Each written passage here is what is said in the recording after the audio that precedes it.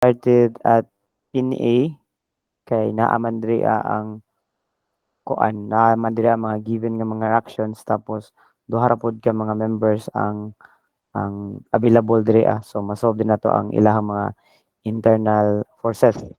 Then proceed ta sa B, then C up to E. So inganaon ninyo pag-perform ni siya nga method, no, in order to determine all the internal forces.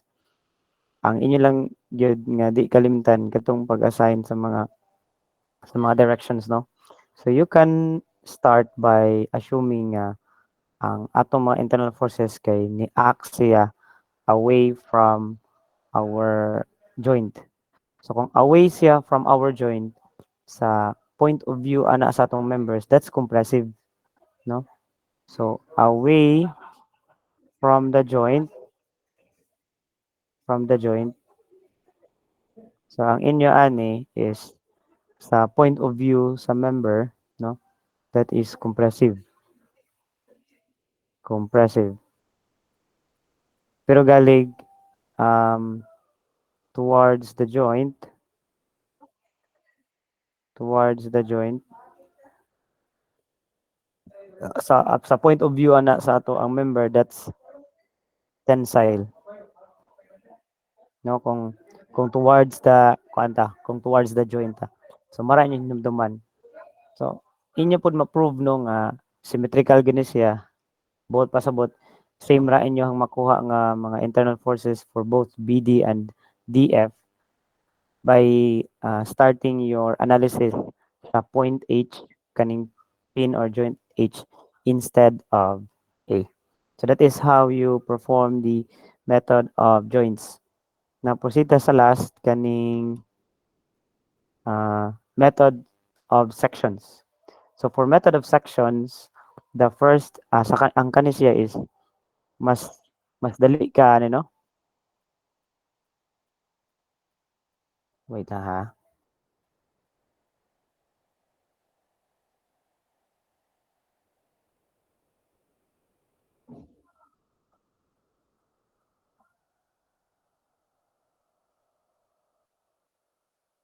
Okay. So ang first kani siya nga method mas dali ni siya compared sa joints kay dugay man to, no, pag sa tagsam gid per joint magyud ka labi nag ang imo harang gipangita di ay kay ang internal force ra sa usa ka member nga located in the middle of your truss.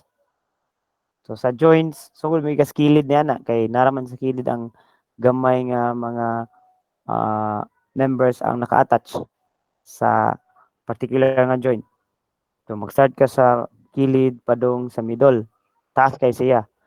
Whereas if you use method of sections, you can solve directly the internal force of a particular member regardless of its location. Like na ba siya sa kilid, na ba siya sa tunga. So giun sa man pag carry out aning method. So yang gibuhat is nag-create siya og cutting plane, no. Iya din gi igo ang gadtong member nga imong kuhaan og internal force. Now, in performing this method, same gihapon ang first step niya sa method of joints. Imo gid sa i-determine ang iyahang reactions. Now, by performing summation of forces along X, along Y, and summation of moments. Ikaduha, so diri ana ang kumbaga kanang sentro, no, sa kaning method wherein mag-create ka og cutting plane. And this cutting plane must pass through the entire truss. Dili lang kay sa kanilang, say for example, sa kanilang usa lang imong gikat nga member, dapat mo cut through gid siya sa imong entire truss. Then separating the truss into two parts. Di gid siya necessarily nga two equal parts. Depende ra, no, kay ang kaning imong pag-create og cutting plane dapat mo igo gid, no. So naa diri cut the members whose internal force is to be determined. Just like this one, kaning nasa picture. So ang iyang cutting plane kay ni pass through, no, ni cut through gid siya sa members BD, members BE, and members CE, no? Kay base no ang ipangita ra kay unsa man ang internal force nga nag-exist sa member BE. So ayon na dayon kung ingana ra gali, Do not use method of joints kay madugay man ka. You can use method of sections dayon. Make a cutting plane nga moigo ni siya. Now, naapod kay i-take note no kung mag-create ka og cutting plane. The same pod sa ato ang method of joints nga. Pag create nimo sa first nimong FBD, select the joint that contains no more than two members. Okay, duha ra may available nimo nga equilibrium equations. Diri apod sa method of sections, cut a plane, no, mo ano nyo hinumduman, cut a plane such that ang maigo ani nga plane kay dili mo lapas og tulo, no? Kung upat na nakabuk yung maigo, then you cannot solve that one using the available equilibrium equations. Now, why is it nga at most 3 ra man gyud ang pwede na tumakat? It's because sa ato ang available nga equilibrium equations, there are only 3. We have summation of forces along x, along y, and summation of moment. So, i-maintain lang yun, i-practice lang at tulo ra gyud imong magian sa imong pagkat. Okay? So once you cut that one, na ipakita diri so di ba na nakay A, B, C. Unya pag-cut nimo, syempre mura pag nag-cut og like tinaim, gawas ang dugo. So mo siya. Magawas pod ang internal forces sa members BD, then mo siyang sa members BE and members CE. So nanggawas na siya. Mao na siya ato ang pangitaon. Then unsa man na siya pagpangita, so you can perform summation of forces of this cutted section along x, along y, and summation of moment. Now, sa summation of moment, you can consider either of these given nga mga joints, no? You can have summation of moment at point A, at point B, at point C, or even if sa kadtong mga points nga na-cut na, like kaning point E, no? Nagyapon siya diri point E, point D, katong F na diri of G. Valid gyapon na siya class bisag dili na siya part ani nga cutted section. Okay? Now, ang pag-select sa moment axis nimo kaning point ba kung asa ka mag-moment. So it's up to you, no? Pero nalang ko i-tip ninyo para mas dali mo makasolve sa mga unknowns nga mga internal forces. What you need to do is select a joint such that ma-reduce nimo ang number of unknowns, no? So with that, mas mapaspas ang imong pag-solve. Okay, natay example. No, sa lang ka example kay taas mo gud siya atong daganong example. So make sure to focus no as I write my solution for this example. So ato ang goal ani is to determine the force, the internal force in the members BD. So mo itong BD. Then CD. So mo itong CD kani and CE. So kaning tulo kanira in the figure shown.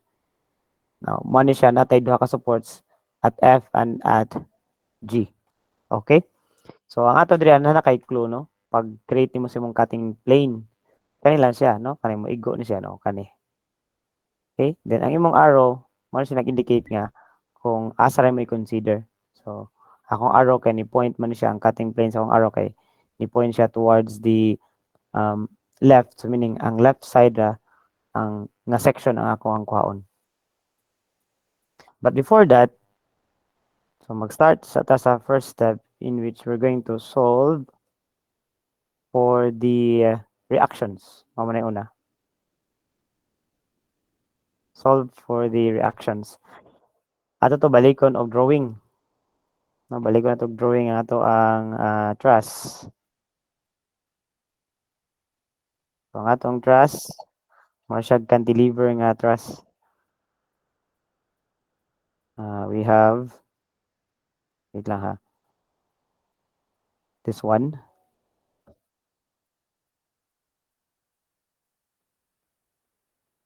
Okay. Then, natay mga external forces. Natay 100 pounds diri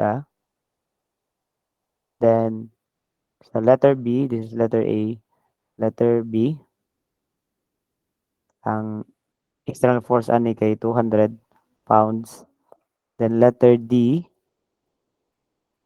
natay 300 pounds diri Then diri sa topmost part kaning F, ang external force ani is 100 pounds. Sa point F pod natay pin connection dira. So naa dira ato ang reaction. Duha ni kabuok no? Kay pin man eh. So mabutan diri RF vertical. Nato lang ikon diri nga this is RF horizontal. Then naatay another pin connection na diri sa pin G. So naato diri upward force nga RG vertical. Then napunta diri ay RG horizontal. Okay. Next ato ipang-indicate ang mga distances nato. So kani nga distance the overall is 30 feet ni siya. Then kani this is 10 feet. Kani siya 10 feet. So kani po 10 feet po na siya. Then ang distance aning duha ka supports is 20 feet.